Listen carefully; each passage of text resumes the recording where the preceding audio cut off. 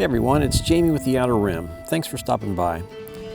You know, I've been making Star Wars props for about 2 years, including the Death Star panels that you see behind me. And I've been starting to work on some tutorials to show people how I've made some of the props that I've done. But then the other day I was just thinking, you know, how did it all start for me? How did I get hooked on Star Wars? So today I'm going to talk a little bit about my origin story with Star Wars. And I'm also going to give you a peek inside Skywalker Ranch. So stick around.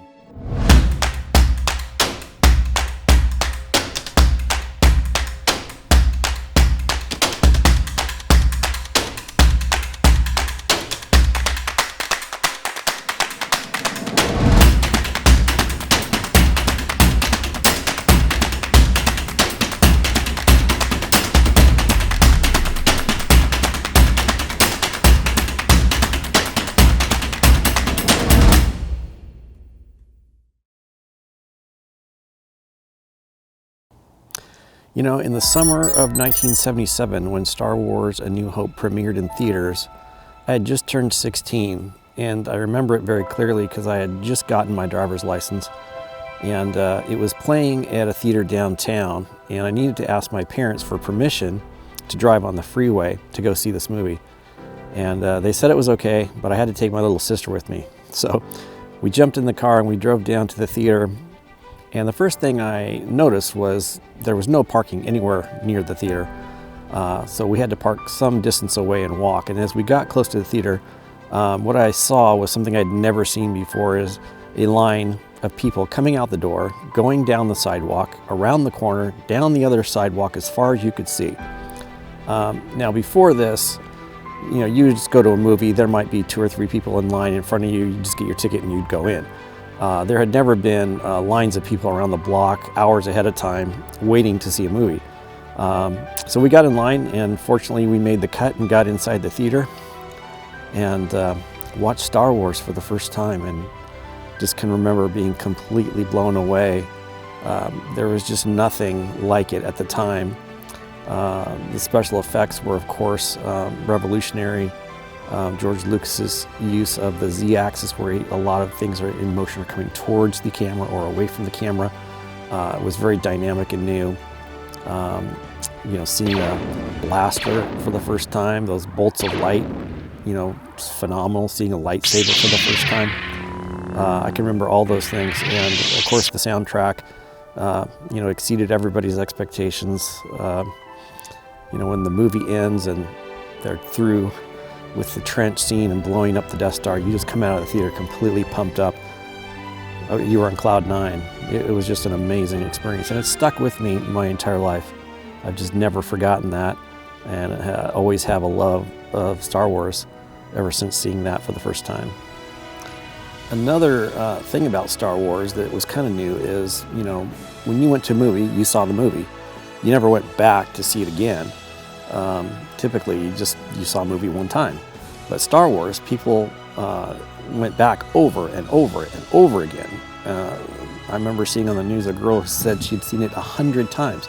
You know, this was completely unheard of before Star Wars. So that kind of kicked off a whole new phenomena of just, you know, people wanting to see this movie repeatedly. It was packed with so much information. It was so exciting.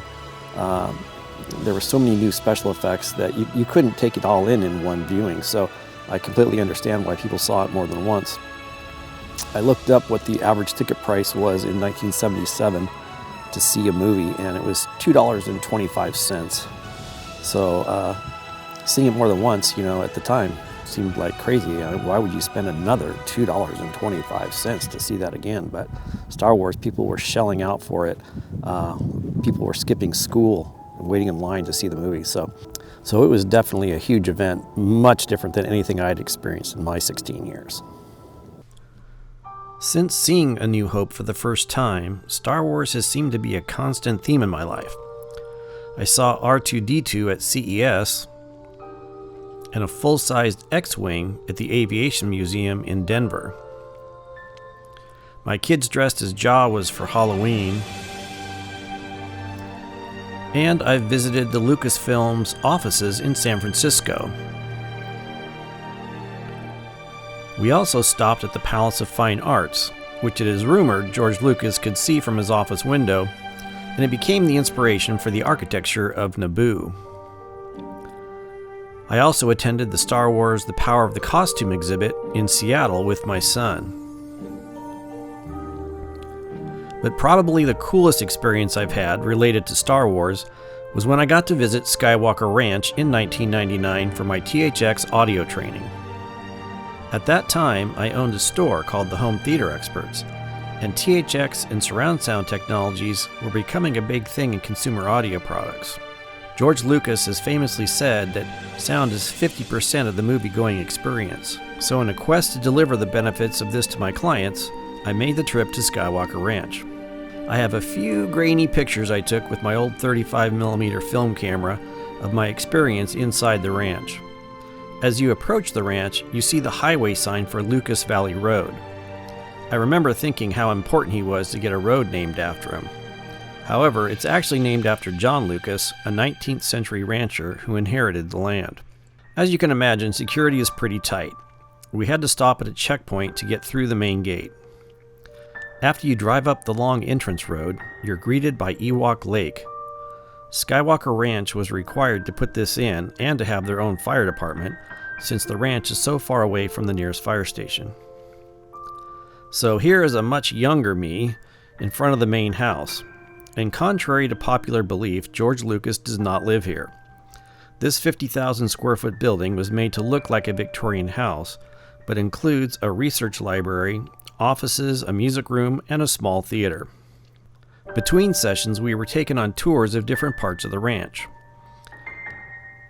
Here is a smaller sound mixing room we visited.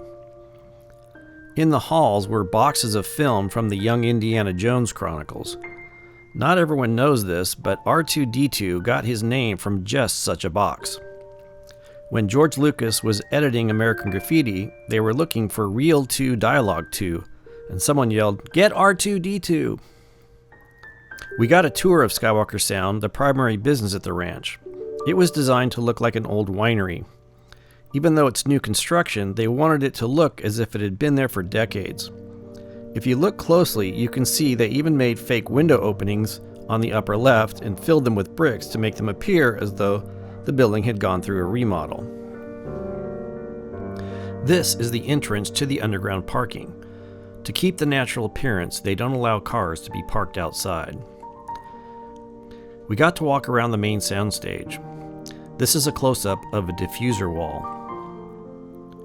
We also visited the Foley stage, which is where a Foley artist watches a cut of the film and then recreates sound effects the actors would have made in the scene, such as footsteps and metal clanking, etc. These are some of the props they would use to make the sounds. We broke for lunch in the commissary. This is a buffet-style restaurant that makes meals for the staff and visitors. I remember the food being very healthy and delicious. The evening was capped off with a movie screening inside the Stag Theater, George Lucas's private 300-seat screening room. It is revered as one of the most technically advanced theaters in the world. We saw James and the Giant Peach, and it was spectacular.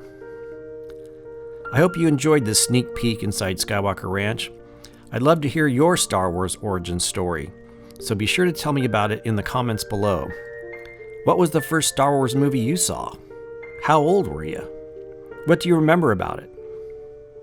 And thanks for watching, and come back to the Outer Rim, where anything is possible.